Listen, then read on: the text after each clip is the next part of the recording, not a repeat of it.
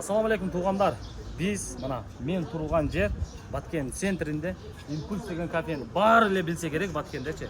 Бүгүн күнгө чейин дагы иштеп келатат. Иштеп эле келген буга чейин дагы. Ушул Импульс кафеси сатууга коюлат достор. Бат бизнеске иштетем дегендер болсо, өтө жакшы локация, 4 сотық документ так достор. Кызыл документте сразу өтөт, документ жагынан проблемасы жок. Жердің сотығы 4 сотық достор. 2 этаж. Азыр учурда дагы иштеп жатат. Адрести айтайын десем, достор, караңыздар, адрес Баткен шаары, Борбордук больница, Борбордук Айыл банктын маңдайында жолдун боюнда жайгашкан достор. Камера кеттик ичине. Ичине көрсөтө турган болсо достор. Эми азыркы учурда бул кафе өз ишин иштеп атат.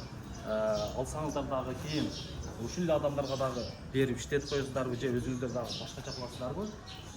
Здания дагы жакшы. Кааласаңыздар муну туруп өзүңүздөргө ыңгайлуу кылып туруп салып туруп иштетсеңиздер болот. Кааласаңыздар ушул бойдон дагы иштетсеңиздер болот.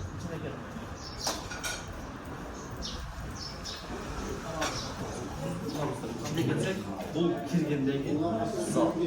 Оң жагынан, сол жагынан бүт стол. Намаздар татты болсун. Эми бул жагында отдельно кабиналар бар.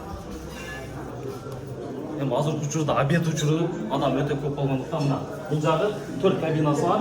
Мына кабина эң чоң кабинасы. Калгандары 5-6 адамдык 3.